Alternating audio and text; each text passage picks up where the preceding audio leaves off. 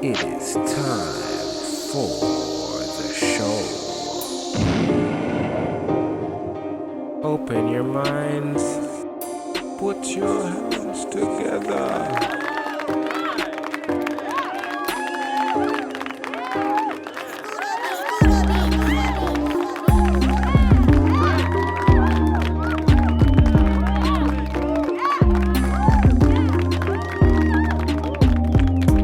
Don't get offended.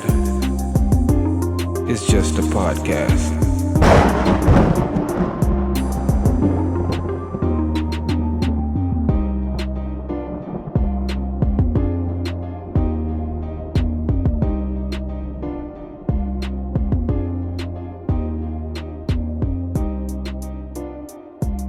Alright, welcome to the second installment of Elias Speaks. I am indeed your host, Elias, and I'm happy to be here to present you with a few of the things that have interested me over the past few weeks. It's been a rough past few weeks for everybody, you know. Some people have created some OnlyFans accounts. Some people have created some TikToks. Some people have created some YouTube channels. People are keeping themselves busy, staying out of the negative, not focusing on all the BS that's going on. But what we gotta do is still we gotta take our hats off to those who are on the front lines fighting whatever this thing is, man. We don't know what it is. Do you know what it is? Can you tell me what exactly this is? I really would like to know. But some of the things that have interested me over the past few weeks, we have the Pentagon finally admitting that UFOs are real. We got Tekashi's back, man. Tekashi's back, bitches. He's back to the snitching and all of that. And so is Kim Jong-un. And we got some info on the newest grandfather on the block, DJ Palmer. So the first up, UFOs, man. Have you ever seen something in the sky that seems unnatural? Have you ever wondered if you're alone in the universe, in this vast, huge, endless, infinite universe, supposedly filled with millions of stars and billions of galaxies and all that, but we can't seem to go to these, right? Except Elon Musk, he sent a car there. Can you believe that? Of course you believe it, because you're all sheeple. Anyway, so UFOs are real, and you can wonder no more because the Pentagon has finally admitted that UFOs are freaking real, man. Like, just shut the front door, bro. UFOs are real. It took how many years to finally say that? A lot, I'm sure. UFOs are real, though. Even after Roswell and the lights in New Jersey and the Battle of Los Angeles. Yeah, man. After all of that, finally took some military footage to say yes, UFOs are real, you dumb fucks. UFOs are real. Next, we got Mr. Daniel Hernandez. He's free. You may know him better by his stage name, Tekashi 69. Daniel Hernandez, more popularly known as the snitch rapper Tekashi 69, was released early amidst rising COVID-19 cases in New York. The governor had released Mr. Hernandez and added that he had asthma. Tekashi has no restrictions other than being restricted to his home for the next 4 months. What does he do after finding out he has no restrictions? And these restrictions apply to social media. So he releases a video. Good for you, Tekashi.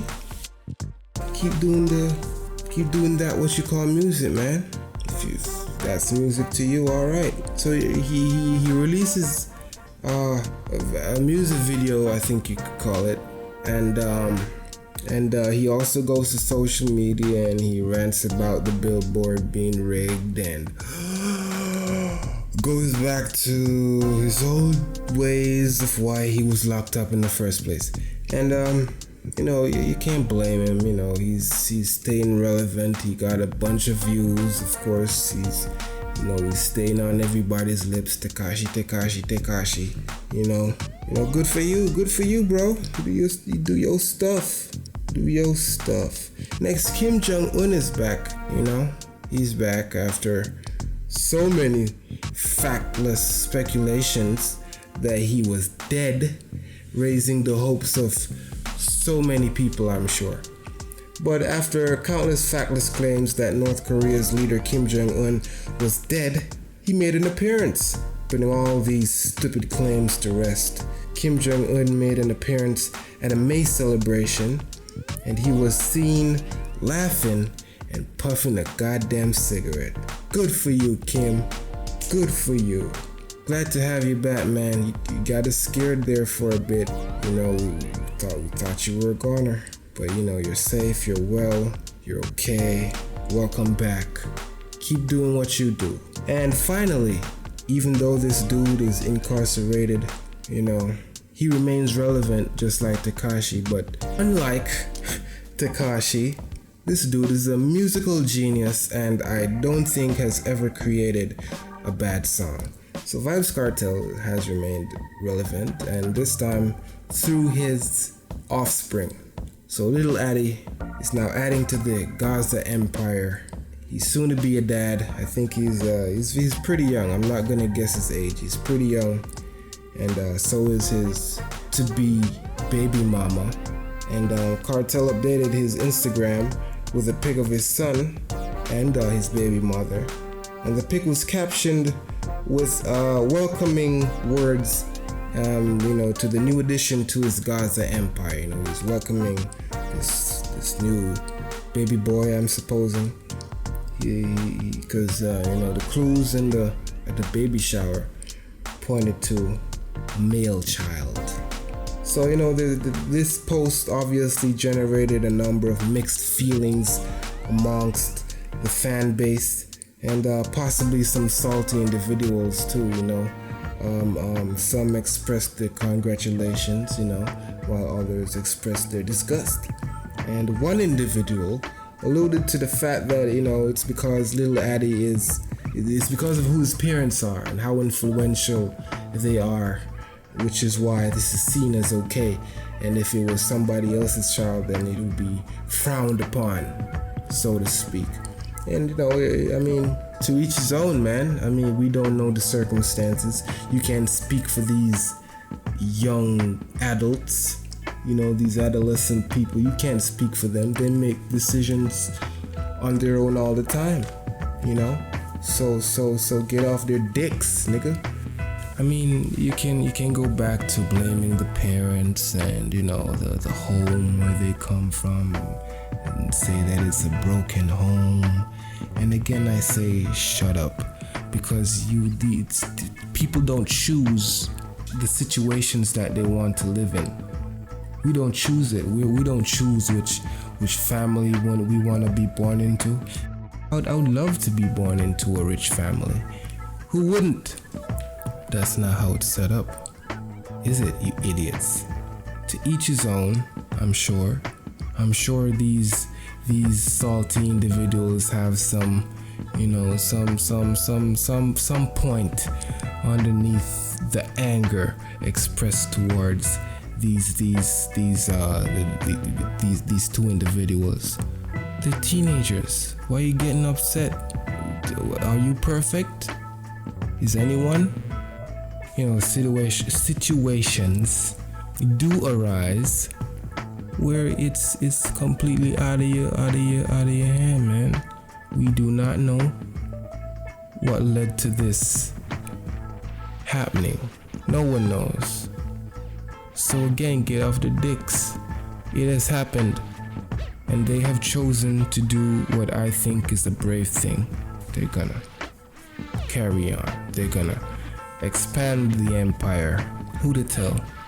I'm sure this child is gonna do music, no question about it. So let's put that to rest. So here we have another artist in the oven, just waiting to pop out and start spitting lyrics just like his granddad. So congratulations to the Kartel family. Is that what you would say? Okay, congrats to the Vybz Kartel family, man. Keep expanding your empire, you know. even incarcerated, bro, you still doing it. Still doing it. So yeah, initially today I wanted to talk about fear, and probably might still do it, but not in the way that I plan to. Cambridge.org defines fear as an unpleasant emotion or thought that you have when you are frightened or worried about something dangerous, painful, or bad that is happening, or something that might happen. So that is what fear is, according to the dictionary. But if we step outside of the box for a little bit and take a look at an age-old acronym, false evidence appearing real. If we just use that as the analogy to break apart what fear is, then I think we would have something more accurate. False evidence appearing real. Fake things that don't exist, that try to seem like they exist. If something is not real, how can you be afraid of it? And if you go online and look up how to overcome fear, they're gonna give you basically the same steps. You gotta acknowledge that it's there, and then you move towards facing it so that you can defeat whatever fear it is, whatever it is that's causing it. So yes, admit that there is something that you are afraid of. But going back to the acronym, false evidence appearing real, you are admitting that something that does not exist exists and is causing you to be afraid. Doesn't that make sense? You see how ridiculous fear makes us think, where is the rationale behind that? Because using this acronym, false evidence appearing real, we simply put, these are things that do not exist, but they appear to exist. And why do they appear to exist? Because we give these things power. Man cannot interact with anything on the physical realm that he cannot imagine. If it does not exist in his imagination, it cannot be materialized. So we are creating this fear. Whatever it is that is causing it, you're the problem, man. You are the issue. We are the problem. So how do you face fear and overcome it? Of course you're gonna admit that there is something within you that is causing you to be fearful or to be afraid, to start panicking, having anxiety attacks, stressing out, just interrupting your sleep-wake cycle, causing you to go to the bathroom a little bit more often than usual, causing you to age prematurely and affecting how you make decisions. That's what fear does to you. All of those things are what fear does to you. So when you allow something that does not exist appear as if it exists, you're gonna understand that you are the issue. You are standing in your own way. Let's put it that way. So fear is just us standing in our own way. I'm sure that there are instances where fear is incited from external forces. I'm sure that is true for veterans of war, because they do experience PTSD, which is real. So, it is real, but it only appears real. We allow whatever this thing is that is causing us to be afraid to take control, to assume that it is as powerful as it wants to seem. The best way I think that you can overcome fear is by breaking it apart with the acronym. False evidence appearing real. And the steps, you might not even need to go all the 14 steps that you'll see on the internet to overcome fear. Fear is non-existent. Many people who are afraid of heights go skydiving. I'm afraid of heights and I will not go skydiving.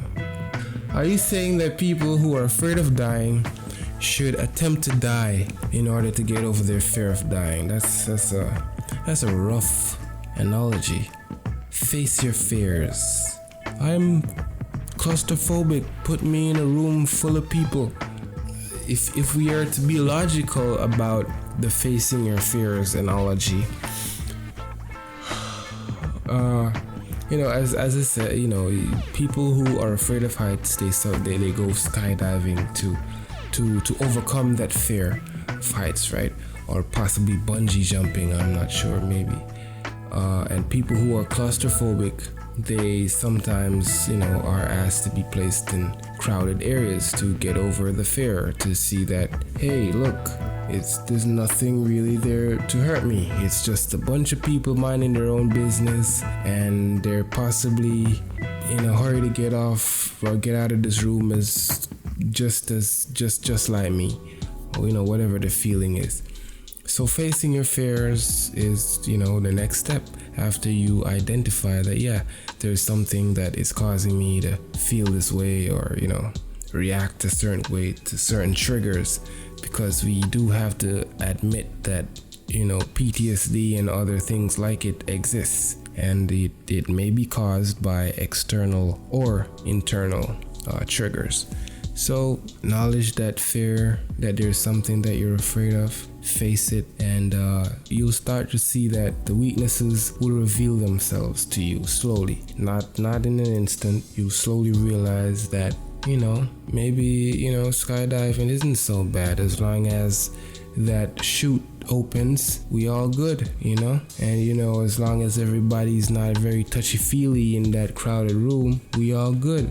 Everybody minding their own business, everybody sipping their own cup of tea. So if we kind of embrace that kind of analogy, just breaking the word apart, false evidence appearing real, realizing that, hey man, this thing possibly really doesn't exist. But face the fear, jump out of the plane, get in a crowded room.